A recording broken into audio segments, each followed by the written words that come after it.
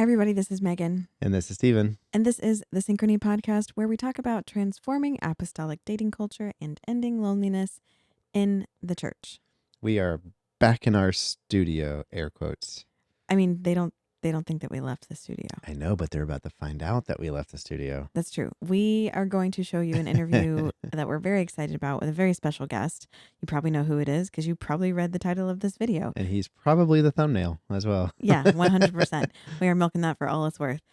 Before we get into that, though, we expect that some of you might be watching our videos for the first time. That's right. Welcome.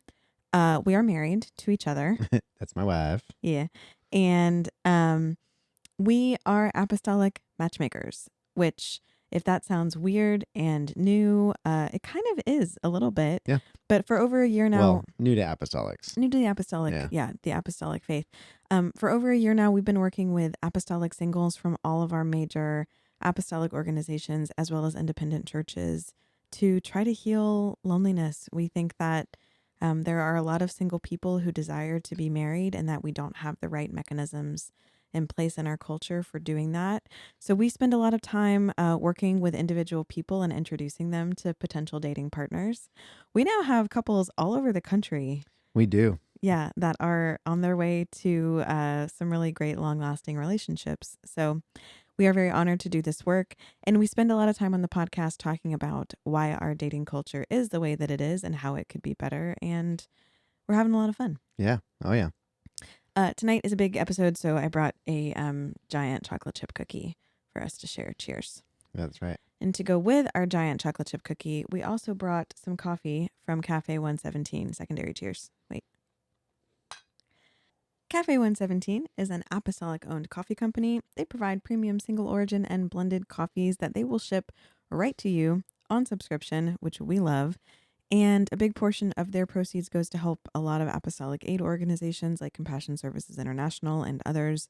So go support them. You can get a discount on your coffee in the link in our description, and it will do good. And maybe you can give some away as a Christmas gift.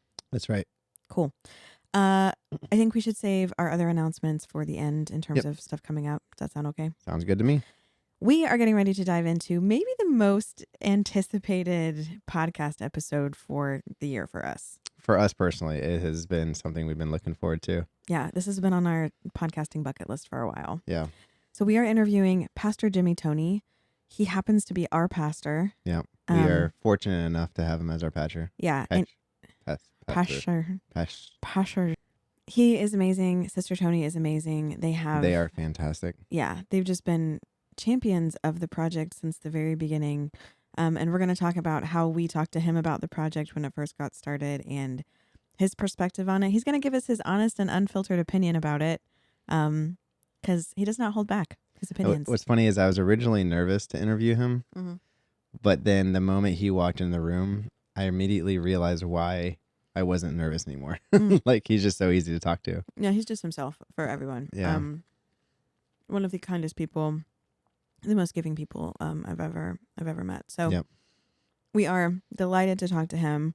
Special shout out, thank you to Pastor Toney. Yeah, thank you, Pastor. We love you. Thank you for doing this with us. We hope that you enjoy this interview. That's right. Anything else we should tell them about it? Buckle up. Yeah. Enjoy. Enjoy. Hi, everybody. We are here with a very, very special guest. We're actually kind of the guests here because we invaded your office this morning. Right. Okay. This is our pastor, Pastor Toney. Thank you for having us. Thank you so much. I feel like I have hit the big time now. I think you hit the big time a long time ago. Oh, no, this is it. This is what I've been striving for. This is the pinnacle. Talking about, have you ever been on a podcast to talk about dating before? You know, I haven't. I haven't been on many podcasts, but I've never talked about dating. Oh, so we're getting this is like the first one. This is like the experimental take. Yes. There you go. We'll see where this goes from here. If this opens other doors. There you go. Jimmy Toney, love doctor. Oh, sure. Exactly. I love we'll it. have an 800 number in the whole 9 yards. That's great. Yeah, we'll run it on the bottom of the screen Sure. while we're doing this. Donations appreciated. Amazing. So we have been so excited to talk to you. One, because you're our pastor and we just like to get your wisdom and insight into this. And we want people to know that like our pastor knows about the project and understands kind of what we have going on. But also because you have been involved in church ministry in so many different facets. And I think your perspective on singleness in the church is just really valuable. Let's pretend that we're talking to someone here maybe who isn't apostolic or who isn't a part of the UPCI or just might not have stumbled across you before. Can you kind of give us like the lightweight history that you bring in terms of how you got into ministry and where all you've worked? Sure. I've been pastoring now for 26 years and in a few different places. And so I've started 2 churches, one in Omaha, Nebraska, and one in Lexington, Kentucky. And in April of 2017, I moved to Gainesville when Brother Arnold retired, and I took over this church. So this is really the first time that I've pastored. Well, the second time. I just didn't pastor one long, but an established church. Yeah. So most of my ministry was starting a brand new church. And so you're taking brand new people, like you said, maybe it's not apostolic. You're taking brand new people from the world. You're introducing them to this new way of thinking and living, which is totally opposite of what the world accepts and knows and does. And, you know, you want everybody to have friends in the world. That's how we're going to win the world. But yet at the same time, there's a line that has to be drawn that, hey, you're coming out from that. And then they come in, and if they're single, they're young, you know, maybe a teenager, their parents come in, they're young. Well, all of their friends are non-church people. Right. Yeah. And if you're in a church plant, there's a great chance that your church is smaller than normal. So you don't have a pond that can be fished in, so to speak, for a future spouse. And so, you know, you just see the need for something with some guardrails that can kind of help guide people to other people. I think the Bible says of like precious faith. Yeah. You know, and so so I've started 2 churches. I've been here. I've worked at headquarters for a little bit. I was over North American missions, so I've done the administrative or executive side of things as well. And if the Lord be my helper, and I think He will, then I'll get to retire from Gainesville. And so we would love that. Yeah, no well, more we don't want you to moving. retire. 40 or 50 years from now, right? Yeah. I mean, I'm not ready to retire tomorrow, but we're looking at maybe first of the year. No. Yeah. But surprise at announcement. some point when retirement comes, you know, it'll be from here. Yeah. It's special to us because this is the church that I grew up in and that my family's been a part of for a long time. And so you came into this congregation when Stephen and I were newlyweds pretty much, and we were living in South Florida. We're at a few different churches before we made our way back up here. Both because of the leading of the Holy Ghost and because of the free babysitting that was here. Sure. My daughter understands that now. Yeah, absolutely. You got to go where the grandparents are. But it's just been a gift for us to get to see sort of your experience brought into this congregation. We've been a part of helping our church start Daughter Works, and you know, it gives you a different perspective on the work of the church and the people in it. I want to talk on that a little bit because we have a lot of singles in our congregation now, various ages, various types of singles, right? We talk about people that are in like extended singleness where maybe they never really met someone and they're sort of single past the point where they expect to be. And we also work with singles who are returning to singleness after a death or a divorce or some kind of loss. What's the impact of having a lot of single people in a congregation, specifically when they're suffering from loneliness? Like, what does that do? That's a great question. I think depending on the season and how long that season is, it could do a couple of different things, and most all would not be good things, or at least in my opinion. And what I mean by that is if they don't understand that season, and if they try to go outside of it. I want to go back because I mentioned being as a church plant, you don't really have a lot of people. But let's go to a larger church, and the truth is, you still don't have enough. You know, so we don't just do church to do matchmaking. Right. Oh, sure. You know, so whether your church is 50, 500, or 1,500, there's still a great chance that your future spouse is not in that building. Right. Yeah. You know, and so, again, I go back to the need for something like this, and I'll never forget when y'all first approached us about this. Yeah, what were your impressions of that? Oh, we loved it. I was so nervous. Yeah, you know, and look, I'll be honest, I didn't know how I would really think about it. Yeah. because obviously there's weirdness Oh, sure. everywhere. Yeah. And we don't want that. Right. But when y'all spoke with me and my wife, we went and had dinner, and like immediately, both of us, we just felt like this is good. Not just good, this is needed. Mm. And you know, I'll brag on you guys. Like this is the right couple to do this. Thanks. Like, you know, I think this would work. So from the very beginning, I felt like there's potential here. Like this is going to scratch an itch. Yeah. And this is going to be a need. But loneliness in the church, you know, so if you have this extended period and you don't comprehend or know, or you get impatient with that loneliness, I could see it doing a couple of things. One, and I wrote down some notes this morning as I was up thinking about it, but one of the things I wrote down was that it could create a sense of sexual immorality. Yeah. Okay, so now you could have a spirit of fornication running through the church. Oh, sure. Two, it could create a sense of hypocrisy or facade where now pornography is a part of your life, and you're too ashamed to admit that, so you just live behind that facade, and now you feel like a hypocrite. And all of those are going to be detrimental in the long term to the health of you as an individual, but of even that church.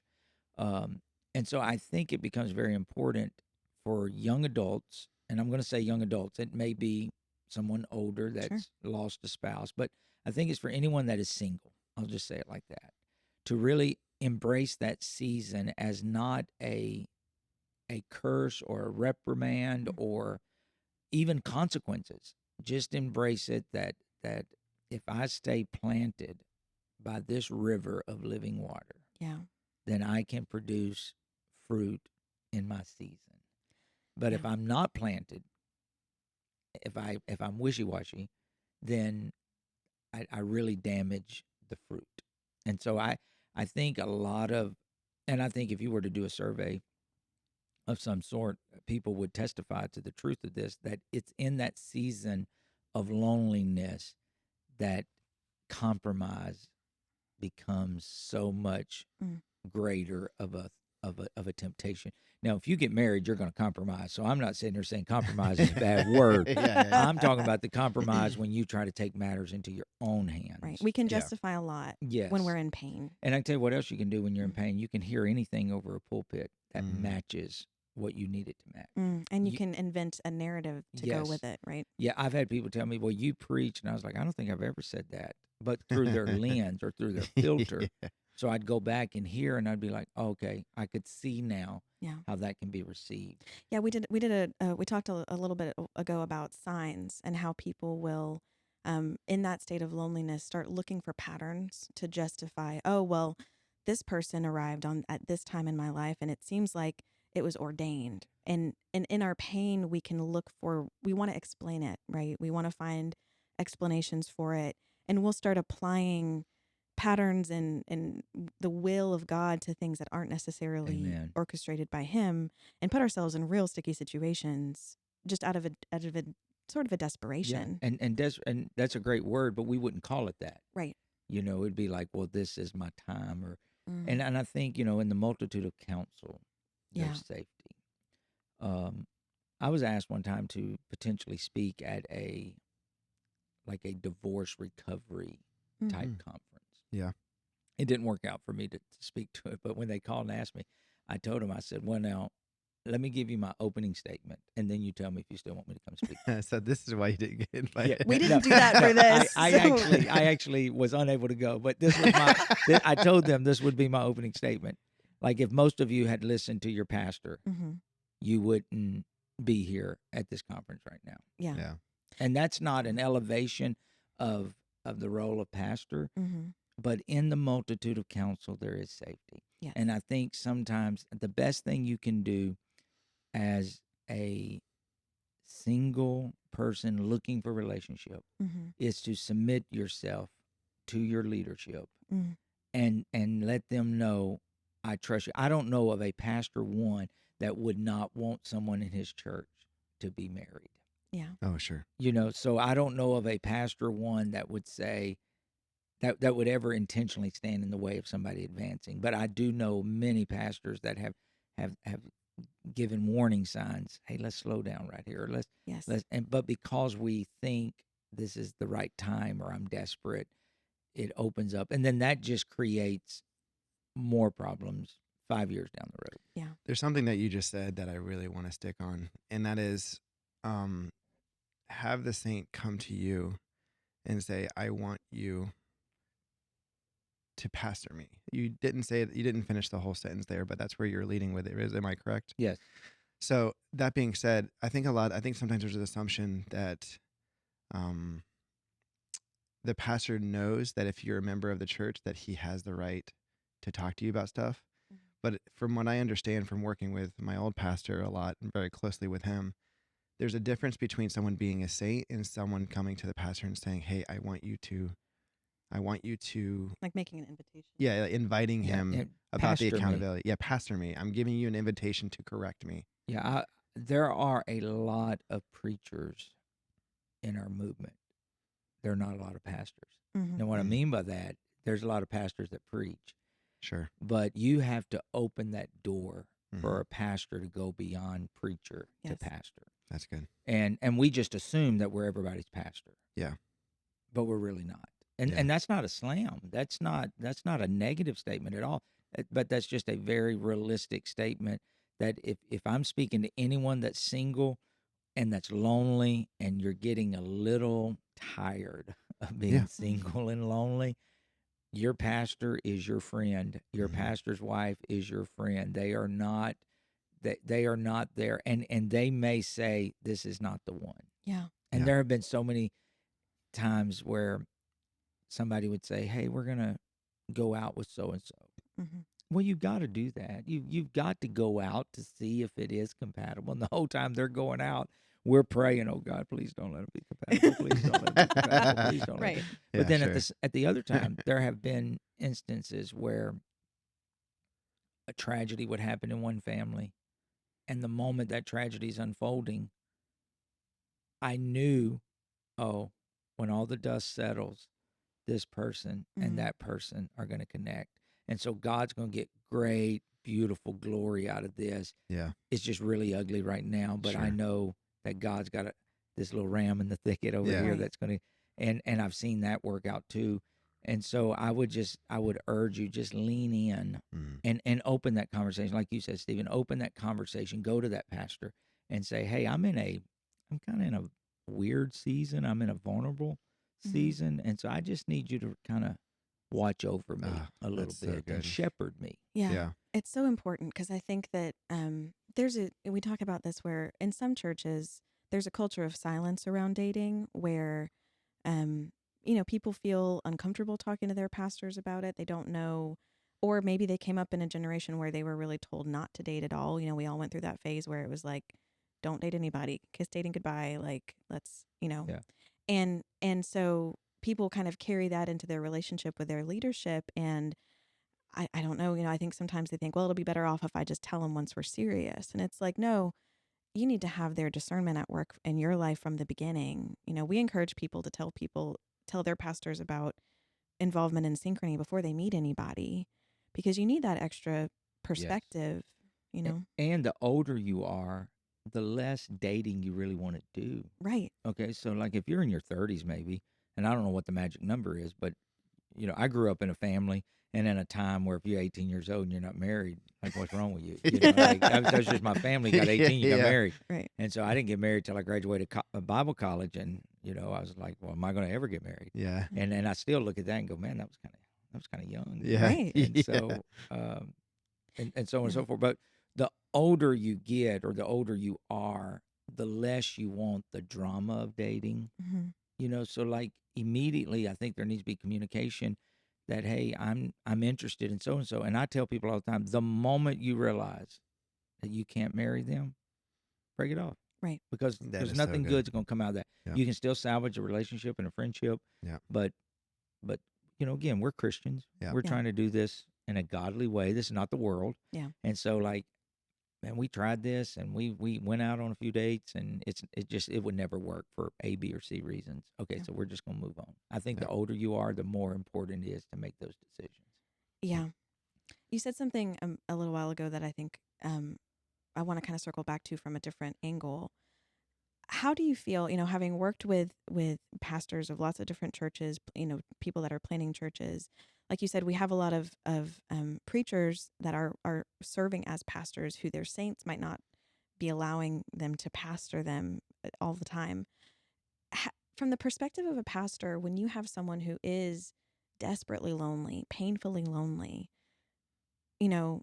what resources exist for them, or what's sort of the go-to that we can draw on? We know that if there's, if they've suffered a tragic loss, right, there's grief counseling, right? If they're sick, they've got medical advice. But it's difficult when you have someone suffering from loneliness, maybe for 10 or 20 years, and there doesn't seem to be the answer because there's not the right person. Like, I guess when you're put in that position as a pastor, where does your head go for you? What burden does that place on ministers who are Oh working God, for those? help me right now. Yeah. What I do now is I just tell them, hey, go see the Keith. Delegation. Yes. That's great. Check that off. But the reality is, from my vantage point, Yeah. I don't know that there have been a lot of resources. Yeah. And so I think as we have youth groups, we have hyphen groups, we have single groups, we have divorce care groups, we have all this stuff, and all of that is a splinter, but it is not the log. Yeah. You know what I mean? And so, I think we're doing better at trying to create resources and have that. I think this could easily be a great resource. I know you guys don't want to be perceived as cupids out flying around with your little arrows that you're shooting at folks, but I do think you are a lifeline to people that just need help with connection. Yeah. Like there's got to be somebody else out there that would be compatible to me. Yeah. That's what people's got to be thinking. So they're just not in Gainesville, or they're not in the Florida district, or they're not. The odds of me bumping into them at Youth Congress might be slim to none. Yeah.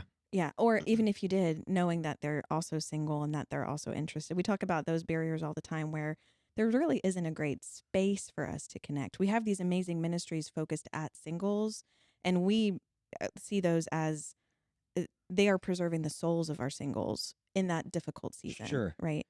But they're not a great, it's really not ministering hard to the need. Yeah. It's really hard to meet someone at church. Yeah. Right. Like when you're worshiping and when you're just listening and when you've got to go, you got to go get food, you got to go travel, you got to do all the things.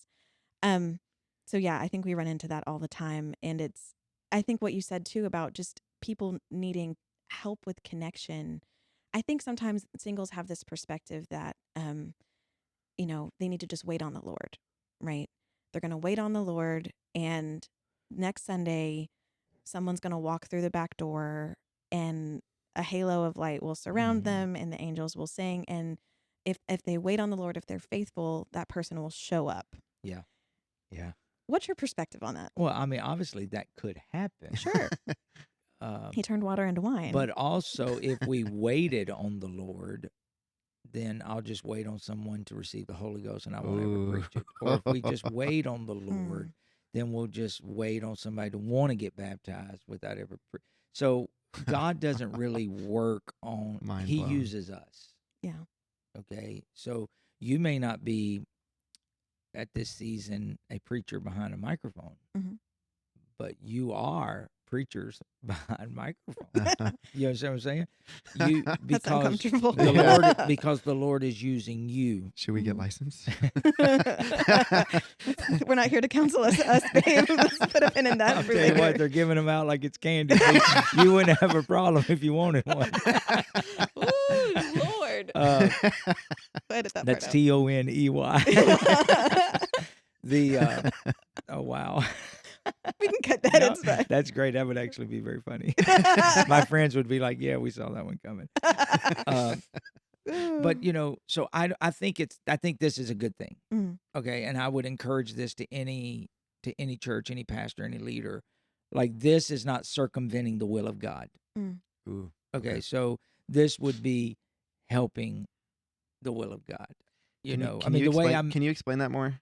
okay, by using people. No. In the sense of this is not circumventing the will of God. Yeah. So like, you know, you can't. I would never want anyone to say that. Well, I've just got to meet the person at the right time, at the right place, because God could easily use both of you in this ministry Mm. to be that meeting place. The will can be active. Oh, like, absolutely. Yeah. You know, I mean, let's be honest. Most of us that went to Bible college, I went to Bible college for two reasons. One, I wanted to preach, and I didn't come from a preacher's home, Mhm. so I just needed to be immersed in that. I needed to have that atmosphere and see what Yeah. that's all about. Two, I needed a wife. And that's where they are, right? That's Yes. you have a Yeah. concentration Yes. of our people. And so when I went to Bible college, I was like, well, this is a waste because I can't marry any of these. And then I tried to go out with this one or I tried to date that one, and that didn't work out. And I'm like, I'm wasting all this money to go to school. But I'm wasting all the money going to the Lord used that venue. Yeah. A church invited me to come preach. The pastor took a liking to me. While I'm preaching in this church, little do I know that another lady from that church is in Jackson College of Ministries in Bible college. But her pastor is going to take a liking to me. She's going to come home. I'm going to preach at her church. We're going to connect. That's how that's going to actually. You think that pastor knew? I don't think so at the No? beginning, but I think once he kind of started seeing some things, he did. Yeah. But like, my wife wanted to introduce me to her friend. Oh, That's funny. And her friend said, let's call someone at Texas Bible College and tell them we got an extra ticket and they go to this concert with us. I think it was a Brian Duncan concert. That's wow. Okay. We were born in 1992. Yeah. Pastor. If you're watching this and you know who Brian Duncan is, tag it. Let me know. Right. Yeah. And so we went to this concert and she wanted me to meet her friend. Well, I didn't like her friend. Uh-huh. Yeah. We were too much alike. We were both too loud and too obnoxious. That would never work. Uh-huh. But I immediately was like, oh, there's something about Renee that I like. Now, she was dating somebody at the time, so I had to let all that work its way out. Mm-hmm. But had that phone call not happened to go meet a friend, that connection wouldn't have happened. Right. So I can look back and go, well, I'm just going to sit in the dorm until God sends somebody. And I don't want to waste a lot of time here, but you ever heard of a comedian called Jerry Clower? Uh-huh. Okay. So I just making sure because you didn't know Brian Duncan was. This one's good. So he's just an old Southern right. kind of Christian comedian. And he told this story one time about a dam going to break and it's going to flood the town. And so they go and tell the guy, hey, get in the car that your house is going to flood. Oh, no, you go ahead on. God's going to take care of me. Dam breaks. Water's coming. They come in a boat. Hey, get in the boat. Water's going to keep right. Nope. Go ahead on. God's going to take care of me. Now he's sitting perched on top of his house. Helicopter comes over. Hey, grab a hold of the rope. The dam's going to keep. You're going to. Nope. God's going to take care of me. Boom. He dies. And he gets to heaven. He said, God, I'm so confused. I stood on your word. I believed you were going to take care of me. He said, you big dummy. I sent you a car, boat, and helicopter. You didn't get on any of them. Right. So I could sit at TBC dorm and I can go, so God, you was going to provide, you was going to provide. And he's like, hey, you big dummy, I sent you an invitation to go to a concert and you didn't go. And you see what I'm saying? Yeah. So that became a vehicle that didn't circumvent the will of God. It helped facilitate the will of God.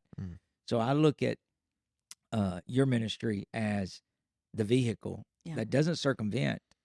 It helps create. It helps get people from point A to point B and to help find that will of God. And we want people, even once we put people in touch with each other, sometimes it takes a few tries. It's nothing magical, right? Well, right. But it's that exercise of you're gonna take the initiative, and people have to come when they come work with us. They do work, right? It's not passive where we just. It's not like one of those, old like dating TV shows where it's like in behind door number 1, right? Answer this question and you'll get to choose. Right. It's, they have to come in, they have to dig into their values and they have to really understand what matters to them. And sometimes people have to confront some ugly stuff about themselves before they're ready to really meet someone, And they have to admit, do I need to change in this area? Yeah, Or is this such a core value that I refuse to change in this area? exactly. That's so good. And Yep. so that's going to go back to the whole impatient thing where during that season of loneliness.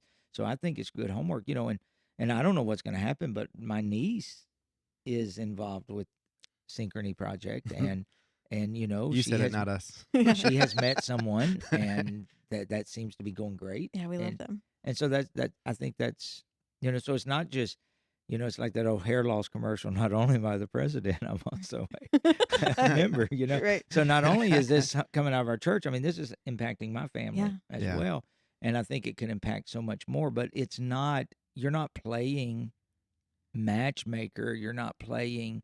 Hey, we're circumventing the will of God. Right. You're helping people that didn't have the luxury maybe to go to other events, to meet certain people, to be in that influence or to have those friends or connections. You're helping find those connections, but not just, hey, Jane, meet Bob. Yeah. Right. Jane with a list of her desires and what her heartbeat is. Hey, meet Dale that has compatible things. Yeah. I mean, you're doing so much homework before you even go on a date that I think it really is it's a win-win for everybody. You make such a good point that it's not just about where you are. We work with people that are in very small districts, right? Maybe they belong to an independent church where they aren't fellowshipping with, in an organization, or maybe they live in a very rural district. We talked to someone who lived in, I believe it was maybe South Dakota. Okay. Where I think there's 8 churches in South right. Dakota. The closest It's a church to big them, state. Big state. is 6 hours away by drive. So if they're just, a youth conference is a challenge to get over. But then at the same hand, we just matched 2 people. Yeah. One of them went to IBC and lives in Indianapolis. The other one lives in St. Louis. I mean, they're in our 2 different Bible arguably schools. I'm just kidding. arguably 2 Dun, dun, dun, dun. Right. Yeah, it's a rivalry. No, arguably 2 cities with maybe the heaviest apostolic concentrations, in terms of just density, right? Can't throw a rock without hitting a Pentecostal. And yet they hadn't found someone. Both of them had been single well past when they expected to be. So it's not just about being where, being in an environment surrounded by other apostolics. You have to have a mechanism to understand what those people actually need and want and what they're about. And I think the great thing about this is this Synchrony is doing that. It's providing that need. So now Youth Congress can be Youth Congress. Yes. Yes. Yeah. Yeah. Church can be church and youth camp can be youth camp or whatever it is. Yeah. So you're not going to all these events now with and again, that's not a slam. Go to those events, take somebody out. No one cares. Sure. I mean, it's great. Sure. Yeah. But it's like now the alternative is, I don't have to go there with a motive. Yes. I can go there to worship, to be open to what God would say, because I have another venue that will help me navigate through that. One of the reasons why we started this, sorry, you might have been about to go to the same place. So when I was doing my master's research, right, I think I had to send you my thesis at one point. I was looking at modesty, nothing related to dating, right? But one of the big data gathering things that I did was I went to Youth Congress. I was a chaperone. I was also doing research, and I was talking to a lot of the different young women at Youth Congress. One of the things that I observed that I can laugh about it now, but it was also just really striking to me was we were, Youth Congress is at this big stadium, right? You have to park like 2 miles away and then walk. Okay. So we girls, I'm in this room with these girls. We spend like 2 hours getting ready, hair to the nines, right? Best clothes that we have. And every girl put on a pair of sneakers, hiked to the stadium 100. right outside of the stadium, took off the sneakers, put on the highest heels they had. Most uncomfortable shoes in the Most world. uncomfortable shoes. Your feet feel like they're going to fall off afterwards. Walked themselves through the stadium, through all the vendors or whatever, to their seats, took off the heels at their seats, put the sneakers back on, church, worship, put the heels back on to walk out. promenade out. And I sat with that for a long time because I did it. Like, we do it, right? And people will argue that, women do this for other women. I don't think that's the case. Women do this because they feel like this is their only chance to go be around people that believe the same thing that they wouldn't have a chance to meet otherwise. Sure. And you just feel like, prize cattle trotting yourself out through the arena, but it's terrifying to be in a position where you feel like you might never meet someone, right? When you have this vision of marriage and family and children and all the things that you feel like you're called to have or that you're passionate about, that it might slip through your fingers. So you're going to put on those high heels and march yourself through that stadium and see if you can meet somebody, right? And I think it clouds our experience of modesty, what modesty means, what it is to put on holiness dress, because sometimes we're putting on apostolic dress to meet a certain kind of criteria, to catch attention. I think it changes those events where our focus is only partially on the Spirit and what's happening there. And if you're focused on church, you leave feeling like you missed an opportunity. Yeah. And so separating those two and giving people a different avenue is really important to us. So, sorry, you Go go ahead. first and I'll go. Well, I was just going to say, sometimes in all the putting on, Yeah. we just learn how to put on. Yeah. You forget why. Yeah, and we're not even real. We're just putting on now. You know, Mhm. we're just, that's an old saying, when you're just faking it a little bit, you're just putting on. And that's not the way it's supposed to be. Yeah. Yeah. Go ahead. So a lot of the time spent at those conferences we've been talking about is trying to attract someone, right? Trying to get someone to notice you or you notice someone. And so this is why I don't even know if we talked to Pastor about the Synchpins. Oh, I don't know that we have. Yeah, we have these pins. We have these little pins, little Yeah, lapel pins. that they were, Okay. that came at conference. Yeah. Yes. Yeah. So that way people can say, instead of spending the whole time going, well, I wonder, we're trying to start a new trend. And hopefully it's not a trend. Hopefully it just becomes something that people do that says, hey, I am single and I am willing and I want to have a conversation. Yeah. And so that way, because nowadays not everyone wears rings. Sure. And if you're in an exclusive dating relationship, there's no way of identifying that either. Right. So this is a way for people to be able to go to those conferences. And if there is an opportunity, you can see that lapel pin or see that symbol that we have and go, hey, that It's an person would be invitation. willing to have a conversation. That's awesome. And now you get rid of all of the rigmarole of trying to ask the questions like, so, you got a boyfriend? Yeah. No, Hey, I'm baby. actually married. Yeah. Oh, sorry. Yeah, You know? or find a friend of theirs to talk to them, to talk to their friend, to talk to Yeah. their pastor, Not to only find do I have out. a boyfriend, I have 3 kids. Yeah, a I know, husband it's- that's coming. Yeah, I'm actually a chaperone. You're like, ah. So it's like Right. we're trying to get rid of that. If you are looking at a conference, which it's not bad to do that, it just cuts Well, I down think the it's time. natural, but I think in the past it's always been a motivating factor. Yes. Yeah. Well, now if we can really have this and that, so now that becomes extra. Yeah. Like, oh, you're going to be at a conference, let's go out. Yeah. Instead of going there with binoculars. And here's another thing, and I don't want to Binoculars. I don't want to belabor. So you can. This is your podcast, so you interrupt me at any time. That's totally fine. But like, let's take away the stigma from being single. Yeah. So let's stop with the goofiness. Mm. I tell church planners all the time, when you're promoting people, when you're starting a church, be careful before you start giving people positions, because once you give it to them, it's hard to take it away. Yeah. I can put a nail in that wall with very little ease.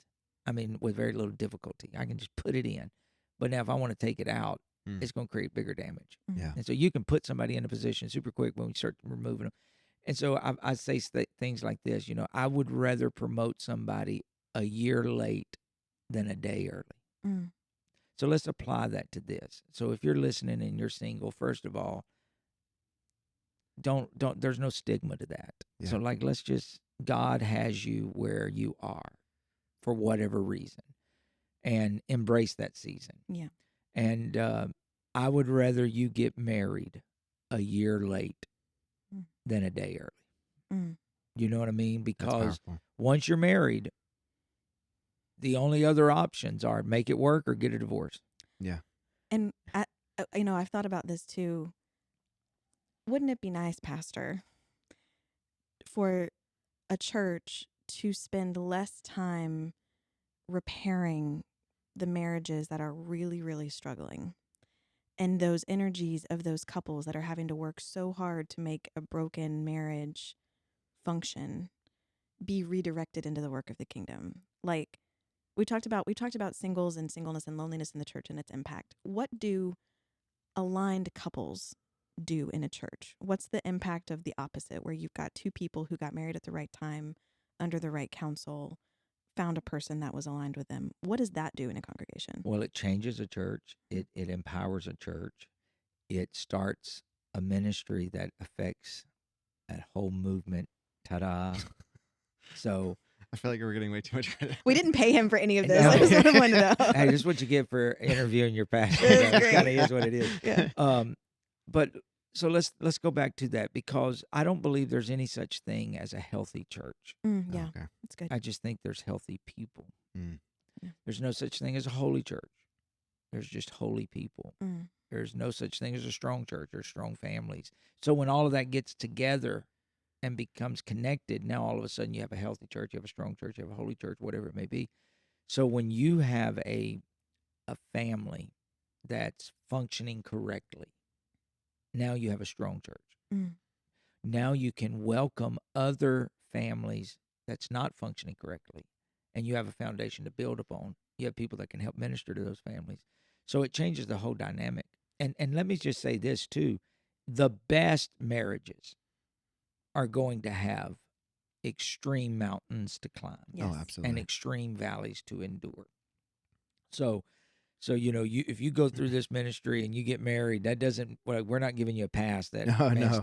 Like you got some hard days ahead. Absolutely. Yeah. There's value to the vow. Mhm. And so I want to just say that. But at the same time, if the foundation is right, and if all the steps have been followed, now you're setting yourself up for success. So when those hard times come, you're able to love through it and move on.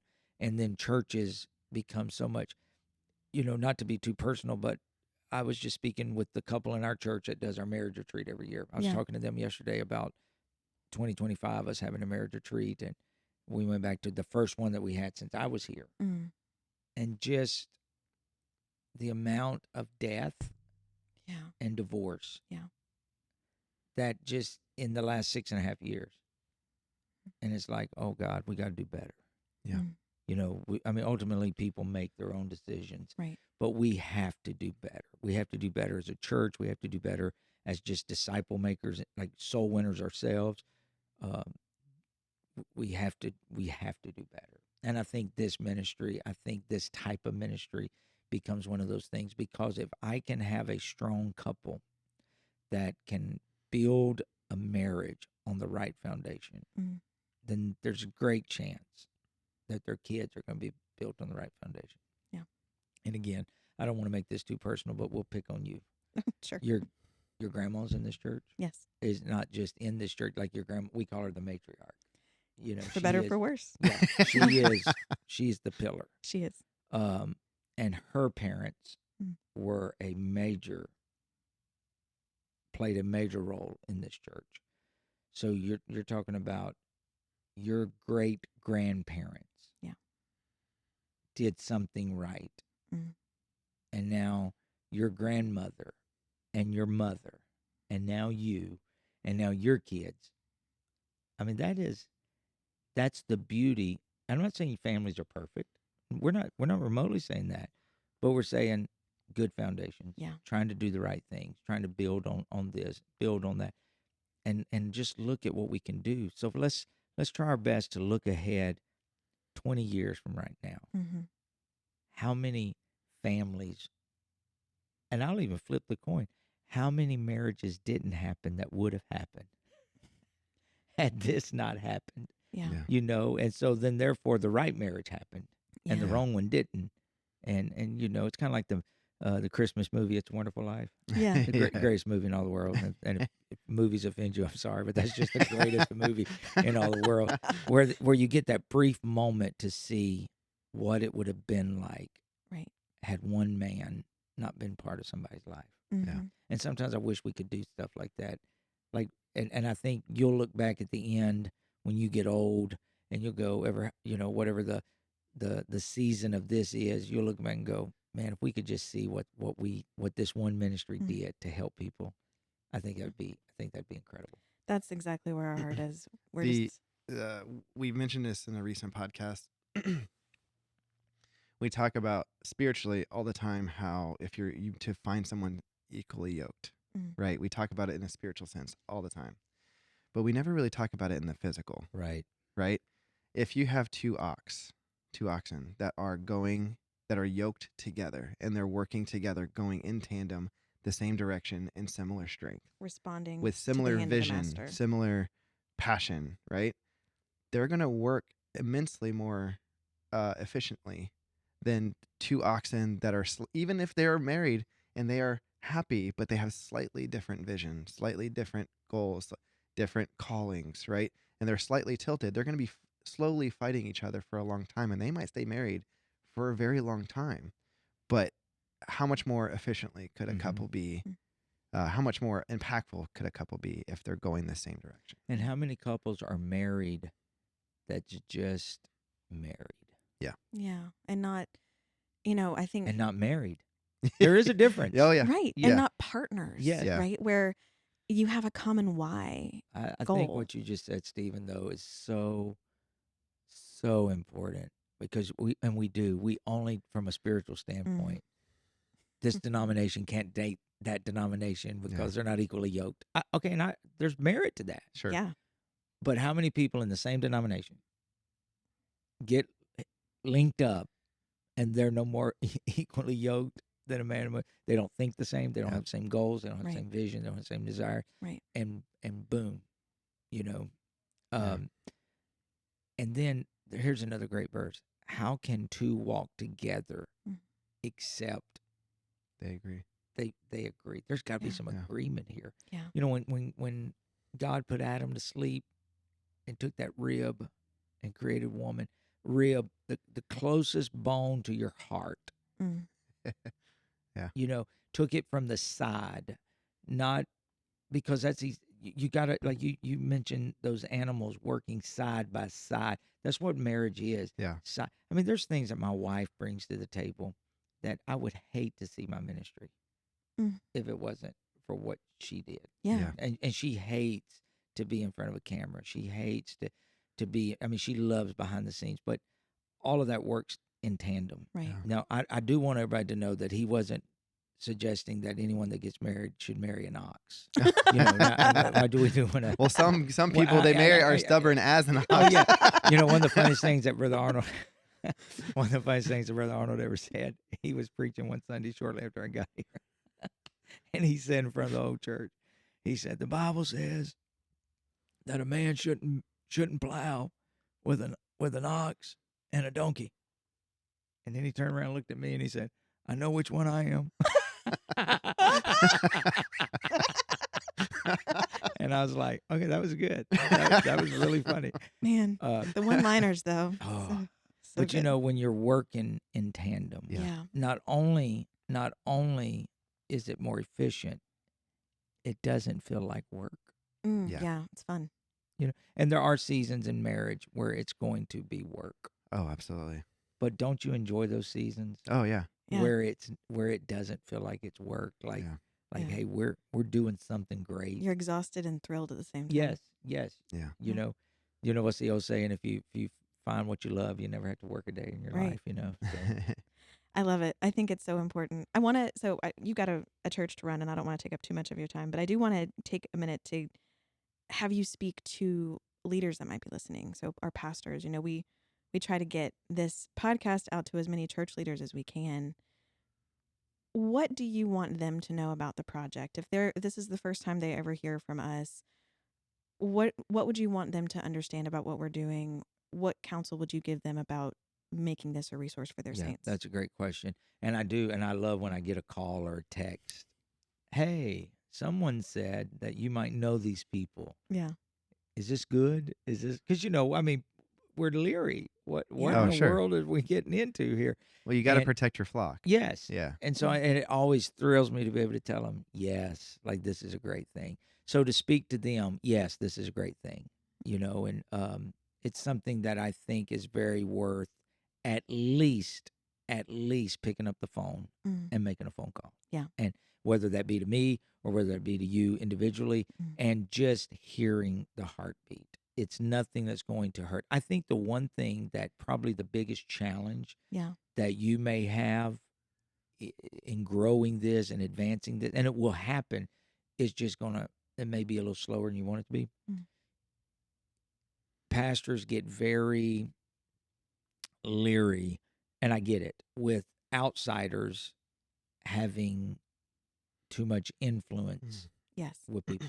Because some of the advice on some of you, I think you said this was podcast 41. Mm-hmm. Yeah. So like maybe on podcast, and I'm just going to randomly Oh, grab sure. a number here, Yeah. 22. Our numbers are going to tank. No, I'm just kidding. That at number 22, like that may not have agreed with that pastor. Sure. Oh, sure. And that's Absolutely. one of the things about social media is you've got and podcasts, you've got so many voices out there. Mm-hmm. And I think it really does, in a sense, makes a pastor's job a little harder because Yeah. there's just so many more voices.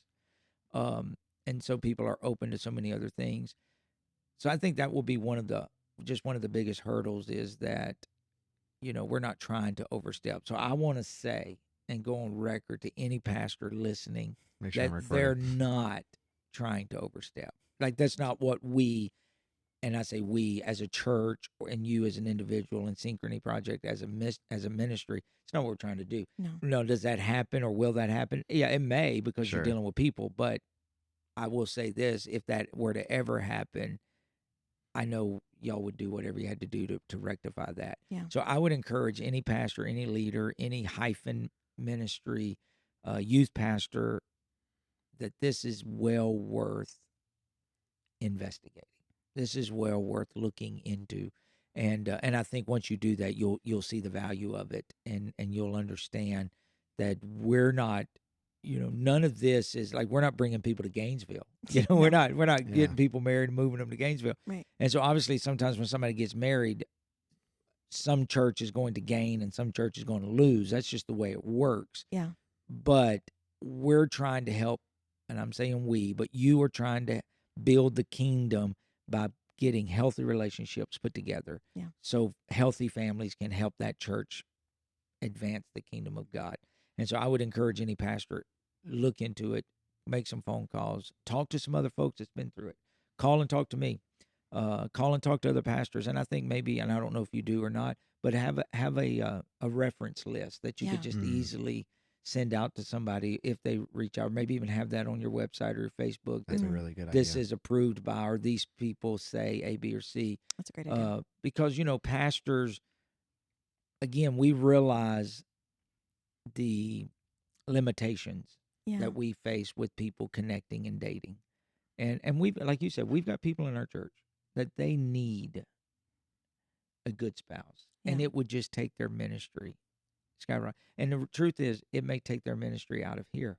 Yeah. And I think I've made that clear, that I'm okay with that. I mean, no pastor wants to lose people. Oh, sure. But this is for the kingdom's sake. And so that's going to happen. And again, this is not just a little matchmaking service to get two people to get together and stay on the back row the rest of their life. I mean, you're putting together quality people that's going to impact the kingdom of God. And I know everyone may not be a preacher and everyone may not serve in that particular area, but this is a potential to really shape that. Yeah. That's one of the things that we have a hard time convincing people of, that this isn't just a dating app. Yes. It's something where we're trying to find people who are taking relationships very seriously, and they're not going to waste their time. Right. It's one of those things where I think that the goal overall is impact to Big C church, right? Yeah. Not individual churches. We're looking for the church body as a whole. Yeah. To feel healthier, as we connect people. Pastor, I feel like we could talk about this for days, but before we wrap, is there anything else you wanted to make sure everyone heard from you? Well, I just want to reiterate, I mean, my wife and I remember the night we first talked to y'all. And from that night on, like I even told your mom one time, I said, this is probably going to be bigger than just a little weekend deal. And I think it's proving to be that because of the need. Yeah. And not the need out of desperation, Mm-mm. but the need out of need. That, Right. Hey, we go to that city and we plant a church. You know why we do that? Because there's a need there. Yeah. Which means there's probably not a church there. Or it's such a large city that it's very under church. Mm. Needs usually survive. Yeah. They Yeah. usually thrive. They grow because it's met for the right reasons. And this is a need. And I Yeah. think it's going to continue to grow because the motive is right. So Mm. again, I just encourage people, look into this. Thank you. Our goal for this is like the topic she covered earlier, talking about how there's not a resource for pastors right now. We want this to be something that says, hey, I don't have to just pray for you now to find a wife. There's now a resource, or a husband. There is now a resource I can send you to. Yeah. Faith without works is dead. Right. Yeah. So we'll keep praying, but now try this. Right. Yeah. You know, yes. Yeah, and we think that apostolics, like we started off this conversation talking about coming out of the world and doing things differently, right? Apostolics have to we live life differently in every aspect of what we do, including how we date people. Yeah. And we need a uniquely apostolic approach to finding partners that are going to lead a uniquely apostolic Yes. life with us. I cannot tell you how grateful we are for your support, Sister Toney's support. Yes. Thank you so much. We would not be able to do this without you guys.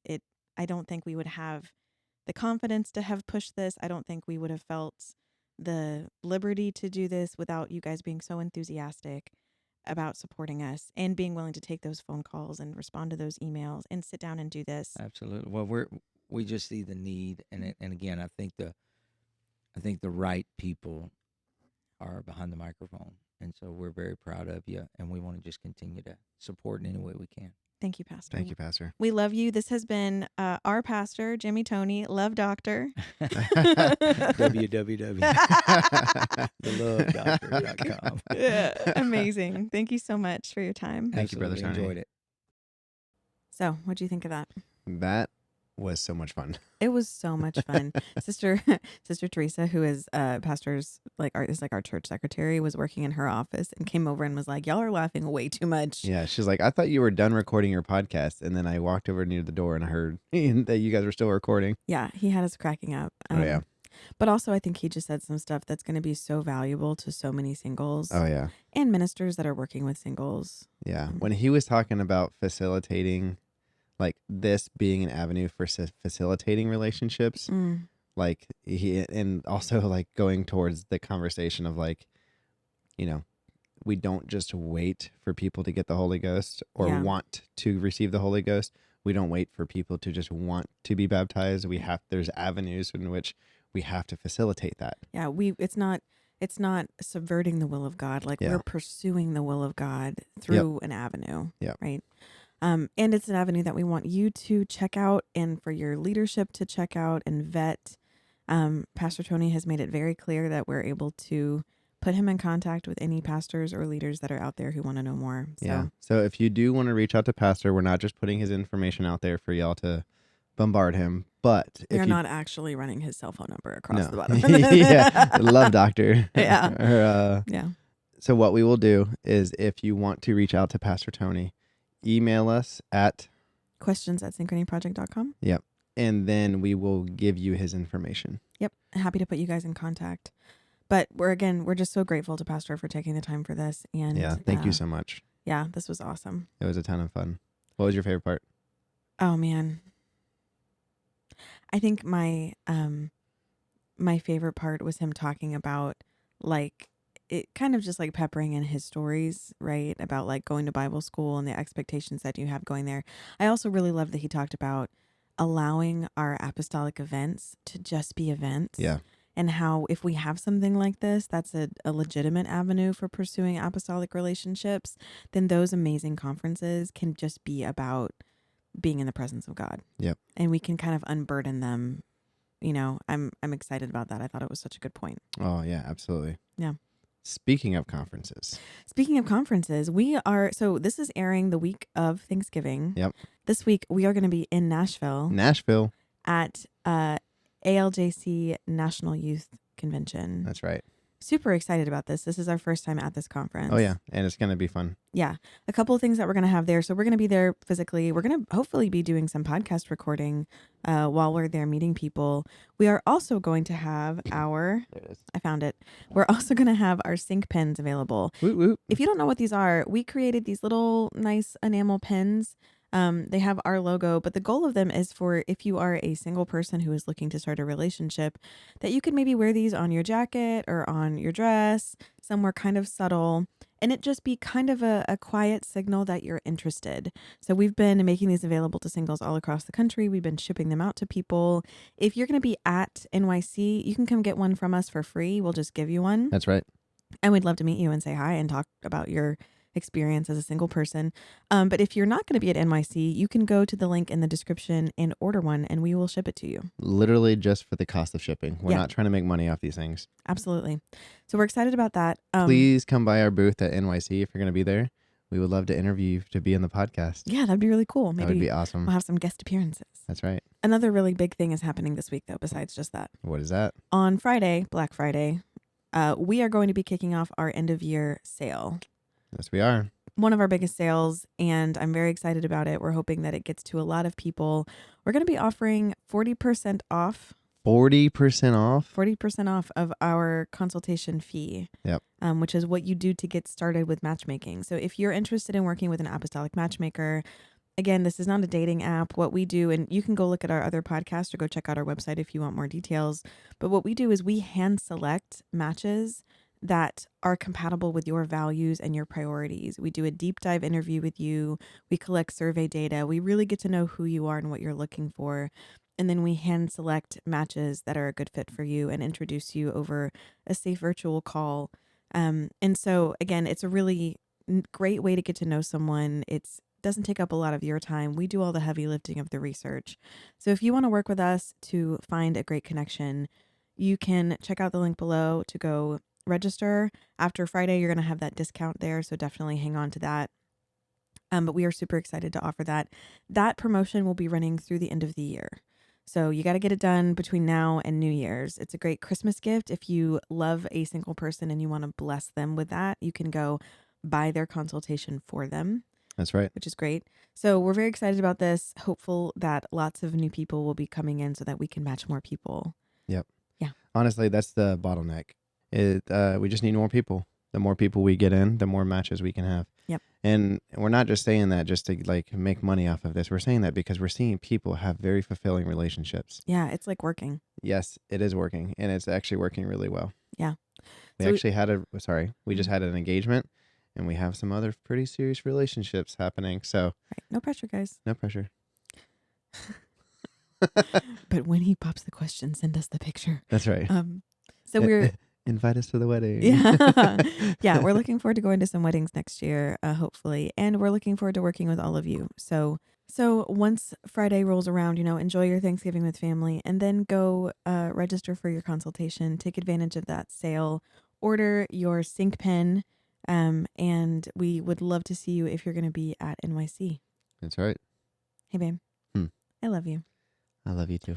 I am so glad that I get to do this with you, and I'm so glad that we finally got to interview Pastor Toney. I know. We've been holding our breath for this for a long time. Yeah, he's so gracious to give us time because he's so busy. He squeezed us in, and I'm so thankful. So I hope this blessed you. Thank you again to Pastor Toney. Yep. Thank you, Pastor, and we look forward to answering your questions. Yep. Talk to you soon. Bye. Bye.